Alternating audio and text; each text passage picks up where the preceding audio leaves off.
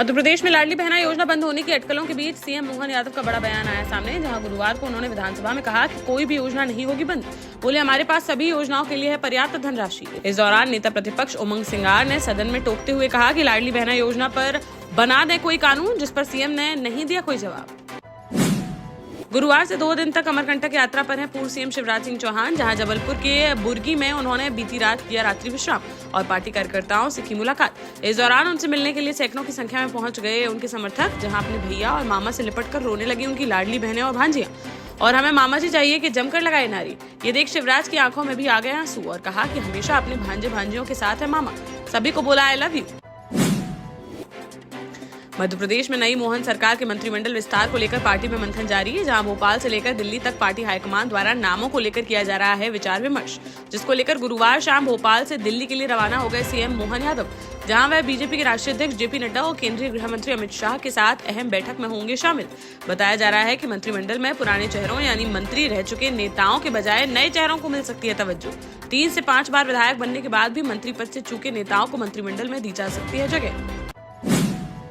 2024 के आईपीएल में बुंदेलखंड का लाल दिखाएगा अपने बल्ले का कमाल, जहां बांदा के नरैनी थाना क्षेत्र अंतर्गत कालिंजर निवासी क्रिकेटर सौरभ चौहान को आरसीबी ने 20 लाख के बेस प्राइस में खरीद अपनी टीम में किया शामिल। अच्छी बल्लेबाजी करने वाले सौरभ पिछले 4 साल से गुजरात की टीम की तरफ से खेल रहे थे रणजी। अब उन्हें आईपीएल में मिला है एक बड़ा मौका। झांसी में 10वीं क्लास के छात्र को निर्वस्त्र करके पीटने के बाद वीडियो वायरल करने का मामला आया सामने, जहां शिवाजी नगर निवासी 16 वर्षीय छात्र बीते सोमवार को लेबर चौराहे स्थित नेहरू पार्क में बैठा हुआ था। तभी वहां पहुंचे उसके दोस्त अन्य साथियों के साथ मिलकर उसे कार में डालकर ले गए रिसाला चुंगी से सटे जंगल में, जहां उसे पहले जबरन पिलाई गई शराब, फिर उसके कपड़े उतरवाकर लाठी व बेल्टों से की गई बेरहमी से पिटाई।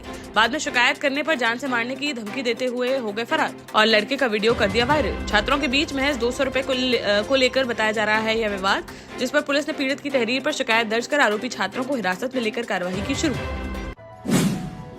मध्य प्रदेश में कोरोना ने फिर से पैर पसारना कर दिया शुरू, जहां बुधवार को इंदौर में जबलपुर में मिला एक संक्रमित मरीज, जिससे प्रदेश में एक्टिव केसों की संख्या बढ़कर हो गई 3, जिसमें 2 इंदौर व 1 जबलपुर के केस हैं शामिल।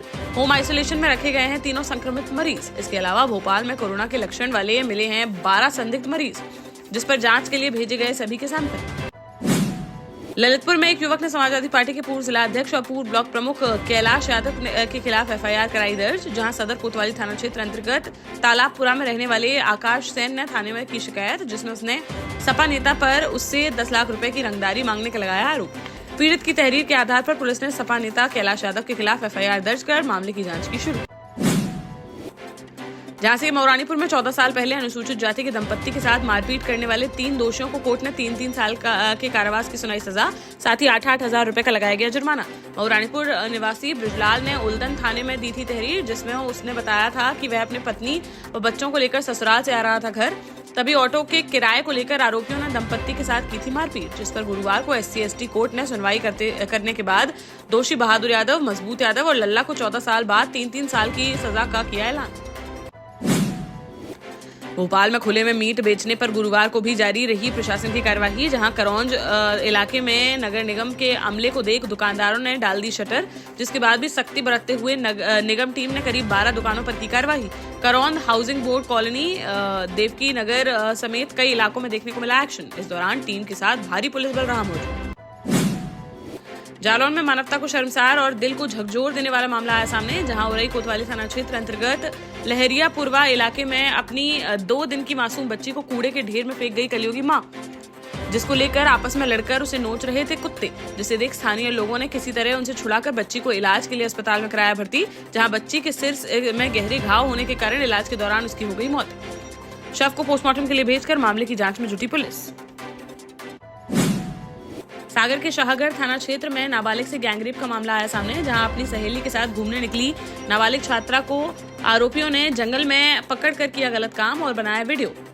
पीड़िता ने घर आकर सुनाई आप बीती, जिस पर परिजनों ने थाने पहुंचकर की शिकायत। पुलिस ने तहरीर के आधार पर 7 आरोपियों के खिलाफ मामला दर्ज कर 5 को कर लिया गिरफ्तार। 2 अन्य आरोपियों की तलाश है जारी।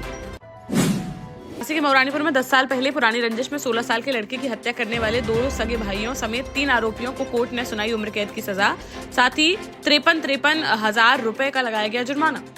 मऊरानीपुर के मोहल्ला पुरानी बेलई निवासी राहुल यादव ने मऊरानीपुर थाने में दी थी तहरीर, जिसमें उसने बताया था कि 20 अगस्त 2013 को उसका छोटा भाई 16 वर्षीय लल्लन साइकिल से जा रहा था जानवरों के बाड़े।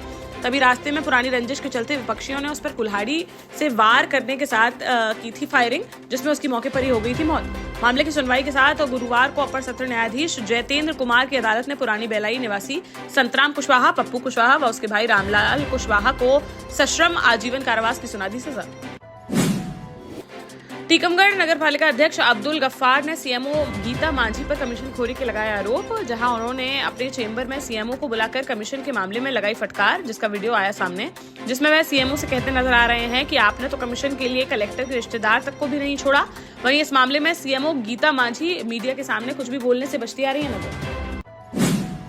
टीकमगढ़ जिले के बांध सुजारा बांध से किसानों को सिंचाई के लिए नहीं मिल पा रहा पानी, जिस पर परेशान किसानों ने गुरुवार को पलेरा तहसील के सामने किया प्रदर्शन। इस दौरान किसानों ने तहसीलदार को ज्ञापन सौंपकर सुजारा बांध से पानी उपलब्ध कराए जाने की उठाई मांग। साथ ही चेतावनी देते हुए कहा कि अगर जल्द ही नहीं मिला पानी तो गाँव के सैकड़ों किसान आंदोलन के लिए होंगे बाध्य। उपराष्ट्रपति के अपमान से आक्रोशित भारतीय जनता पार्टी किसान मोर्चा ने गुरुवार को झांसी के लाइट चौराहे पर राहुल गांधी व टीएमसी सांसद कल्याण बनर्जी का फूका पुतला और जमकर नारेबाजी करते हुए जताया विरोध। इस दौरान भाजपा के महामंत्री अमित साहू ने कहा कि टीएमसी सांसद कल्याण बनर्जी देश के संवैधानिक पद उपराष्ट्रपति की मिमिक्री कर उड़ाते हैं उनका मजाक, और राहुल गांधी उनकी अपने मोबाइल से कर रहे हैं रिकॉर्डिंग। बोले ये उनकी मानसिकता को करता है प्रदर्शित। देश का जाना माना सैनफिन ग्रुप आपके लिए फिर लाया है झांसी में वास्तु के हिसाब से फ्लोर प्लान सहित एक शानदार टाउनशिप, जिसमें सुरक्षा की दृष्टि से सीसीटीवी, एक ही ग्रैंड गेट से एंट्री और एग्जिट, चौड़ी सड़कें, parking, car wash area, senior citizen and international fountain parks, swimming pool, gym, badminton, tennis आदि courts, school, hospital, shopping mart आदि कई सुविधाएं। इसीलिए तो हम झांसी में लोगों की पहली पसंद। 12 साल पहले अपने स्टार्टअप के साथ ही योग्य नेतृत्व, अनुभवी टीम और सक्षम सेंट्रलाइज और उत्तरदायी प्रबंधन के बल पर सबको घर गुणवत्ता के साथ समय पर घर की योजना के तहत सैनफिन समूह ने बहुत ही कम समय में 1500 से ज्यादा यूनिट्स को दिया है कब्जा। समय पर डिलीवरी से हमारे ग्राहकों में बढ़ा है विश्वास और मिली है संतुष्टि। सैनफिन समूह ने बहुत कम समय में Sanfin Ashok city, green homes residency, green homes city, Sanfin Ashok valley, Delhi public school, Sanfin शाखा, केन सैनफिन अस्पताल सहित कई अन्य परियोजनाओं के साथ नई झांसी के निर्माण में स्थापित किया है एक बड़ा मुकाम। तो आप भी आज ही आइए अपने परिवार के साथ और कीजिए अपने सपने साकार।